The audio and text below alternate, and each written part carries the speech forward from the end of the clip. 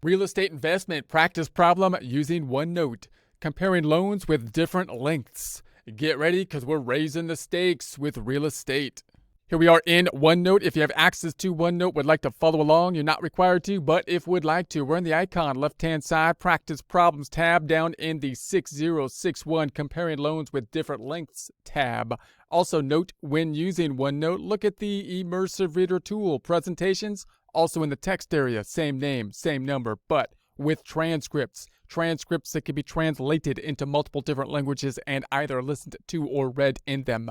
Closing the icon, got the information up top, calculations on down below. We're looking at, in essence, the incremental borrowing costs. Once again, looking at a smaller amount of a loan and then increasing the loan amount as we've seen in prior presentations and the costs related to that. However, this time we're adding a level of complexity, that being that we have different loan terms as well as the different amounts of the loans and different rates. So the side-by-side comparison would be on the left-hand side, we've got the $170,000 home, imagining we put the 10% down, which would be the $17,000 down, pulling out the trusty calculator. That would then, of course, be the 170,000 times the 0.1 or 10%, 17,000 minus the 170,000 loan then at the 153,000. This one being a 30-year loan for 360 periods. That'd be 30 times 12.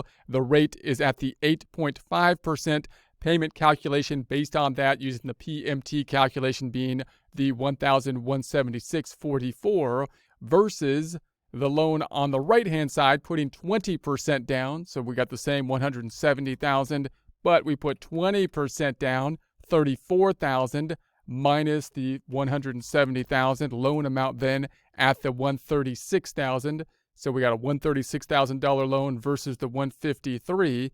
This $136,000 loan we're going to say is a 25-year loan as opposed to the 30-year. 25 times 12 would be months of 300 months of payments. The rate's going to be less, being the 8% because we put more down here. And then we have the payment of the $1,049.67. So if we're comparing these two options, then the question, of course, would basically be, is it worthwhile for me to put more down? If I have the option of putting 10% down or 20% down, the difference between the loans, 153 minus the 136, would be the 17,000. So we have a $17,000 difference. Would it be worthwhile for me to take the loan out of the 17,000? Or would it be worthwhile for me to put that into the down payment up front? That's going to be the general kind of question to ask. Now, you can, of course, look at the data given here. If we go from the 8% up to the 8.5, we have a difference in the rate of that 0.5% and the differences in the rates. But we really want to know kind of what that incremental rate will be, which could help us make decisions such as, if I have the option between these two, should I put more money down, investing it in that format, in that way, or should I basically invest it somewhere else where I might be able to get a larger return, or is it possible I can look for another loan which could possibly have a lower rate, would be the kind of the concepts if I look at the incremental borrowing rate. So then, of course, we can look at the payments and see the difference between the payments and think about what the impact would be on that as we make our decision-making process, obviously putting the more down than having the smaller payment, even though the years are lesser here as well. We can take a look at the total payments and the interest that would be paid over the lifetime of the loan. So those can be basically compared generally, and then we'll take a look at that incremental borrowing. So if we look at the amortization table for these two, note that we do work this in Excel as well, so you can see it there too if you so choose. It would look something like this. We got the two loans. The one on the left has the larger amount of the 153 versus the 136. We have the one on the left calculating at the 8.5 on the interest rate, payments being calculated here, right on the right using the 8% rate, and this would be the payment calculation. The one on the right terminates after we have the 25 years. Was it 25? Yeah, 25 years versus the 30-year on the right. So this one would be fully amortized after 25 versus the second, which would be going out to 30 years. So if we think about that comparison and try to say, okay, let me see if I can get a side-by-side here, and then think about what the incremental borrowing costs will be. So to calculate the incremental borrowing costs, we want to know the differences between the loans. So between these two loans, we determine the difference between the loan amounts would be the $17,000. So the question is, of course, should I put the $17,000 down, in essence, investing it up front in the home and getting a return on it from the increase in the value of the home, and possibly being a little bit more secure with regards to my payments and so on? Or should I take that $17,000, invest it elsewhere where I might get a larger return? Or should I look for another loan, which possibly would give me a better rate when I consider basically the incremental borrowing rate? So those are kind of your ideas.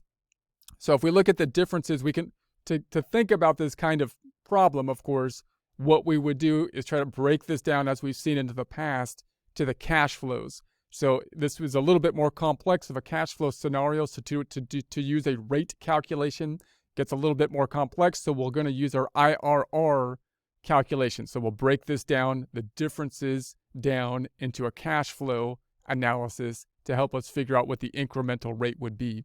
So in other words, if we had the payments for the larger loan at the 1,176, that's coming from here, versus the smaller loan payments, which were 1,049, which is coming from here, that difference would be the same over the 300 periods, which would be the length of the smaller loan, 25 times 12 periods, because this is a 25-year loan, times 12.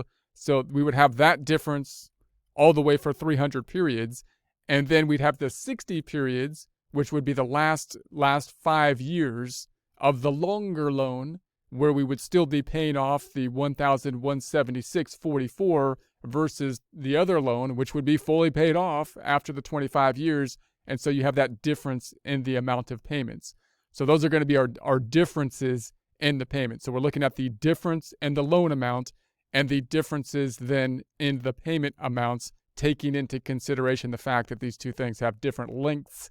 Then we'll map out those differences using our IRR calculation. Now, again, when you're looking at this difference kind of calculation, you can think about it kind of either way. You could say, well, if I go from the larger loan basically to the smaller loan, it would be kind of like a $17,000 increase in essence, right? A cash increase difference basically, and then you would be paying more of the difference in the payments, the 127 about, we took out the pennies, and then at the end for the last 60, the 1,776. Or you could think about it the other way and make basically the 17,000 negative, and all the cash flow side of it going to be positive in that instance as well. So you could look at it either way, but obviously one needs to be negative, the other needs to be positive in order to calculate the IRR at the end. So we got the 17,000, we got the payments of the 127. When we get down to the last 60, we're going to have the difference in the payments, which will simply be the 1,176. So that's going to happen way down here somewhere. So 1,176. If we pull that all the way down, then we can calculate our IRR. So if we totaled up the sum of payments, we get to the 91,617. If we took the IRR, which would just be the IRR function, the rate at which that series of cash flow payments would be zero, we get to the 10.71. So that would be the rate at which that series of payments would be zero. So again, you can use that information. Obviously, it's different than the 8.5 and the 8 to make the decisions as to whether you want to put the 17,000 in the home to get the return on the home, or whether you want to see if you can get another loan that might have a more favorable rate possibly to cover that added 17 if it's necessary, and or thinking if you could invest it in some other place to get a larger return.